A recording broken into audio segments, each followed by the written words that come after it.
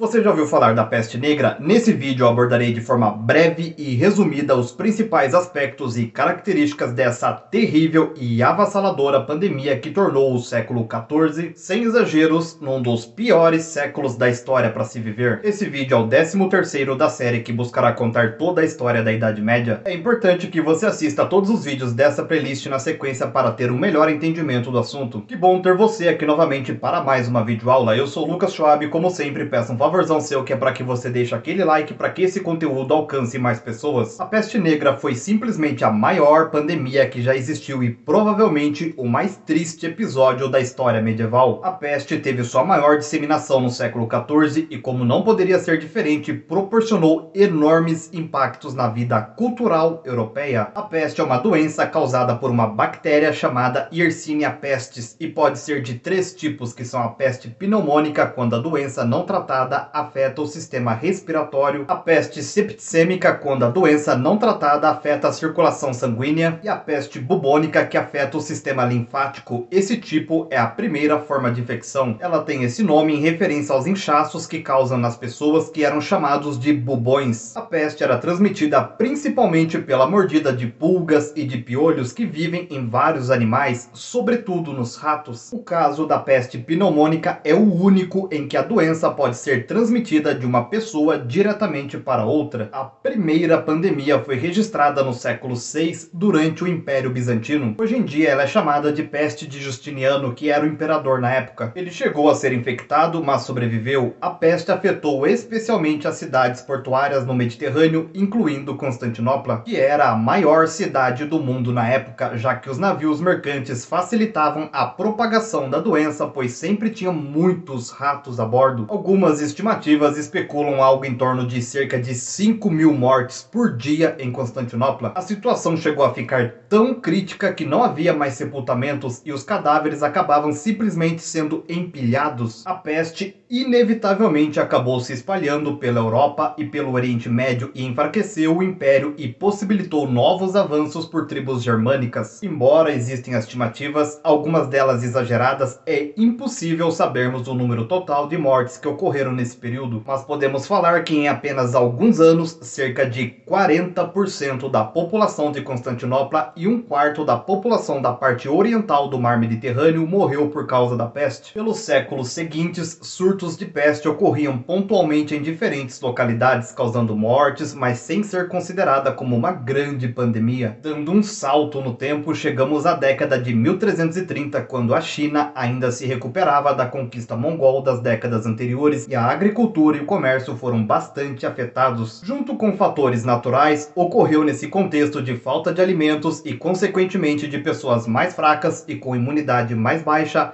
uma maior propensão a contaminações por doenças diversas. No intervalo de tempo que vai de 1330 a 1350, entre 15 e 25 milhões de chineses e de mongóis morreram por causa da peste no Oriente. Relatos da doença já chegavam na Europa, mas é impossível que saibamos o momento exato em que a peste negra chegou na Europa Ocidental, causando, como veremos, um estrago gigantesco. Para o microbiólogo Mark Velles, foi o comércio marítimo pelo Mar Negro e pelo Mar Mediterrâneo o principal responsável pela pandemia. Depois do Extremo Oriente, os primeiros focos da peste negra foram justamente nos portos no Mediterrâneo de Alexandria. A peste se espalhou pelo Oriente Médio e pelo norte da África, da Itália e da Grécia. Em seguida, ela se espalhou pela Europa e em apenas 4 anos a pandemia já afetava a Escandinávia e as regiões bálticas. Em 1350, ela chegou até na Islândia, espalhando pânico geral e muitas mortes. Regiões menos desenvolvidas e mais isoladas do comércio internacional sofreram menos com a peste, que foi chamada de peste negra como referência à gangrena dos tecidos que escureciam. A difusão do vírus da peste foi facilitada por uma série de fatores. Um dos principais foi a inadequação da estrutura urbana à concentração demográfica, ou seja, as cidades daquela época não eram planejadas. A maioria surgira em antigos centros de comércio localizados perto de castelos ou outras construções fortificadas. As casas se amontoavam em desordem, o lixo era jogado na rua, os esgotos corriam pelas ladeiras e se depositavam junto aos muros. Juntavam-se a esse cenário a grande umidade e as condições extremamente precárias de higiene nas casas que contribuíram fortemente para a propagação da peste negra. A maior parte das pessoas morriam em até 7 dias após os primeiros sintomas do contágio. A súbita aparição de uma doença mortal que se espalha de forma muito rápida, sem nenhuma explicação plausível para a época, como é de se esperar, teve grandes impactos sociais e culturais nessa conjuntura. A Guerra dos 100 Anos chegou a ser paralisada, as mortes causaram um grande declínio econômico, o que acarretou em menos comércio, menos produção agrícola, menos alimentos disponíveis e novamente as pessoas ficaram com a imunidade mais baixa. Para tentar explicar a peste, muitos diziam que era uma punição divina e a única forma de evitar a morte seria por meio da penitência,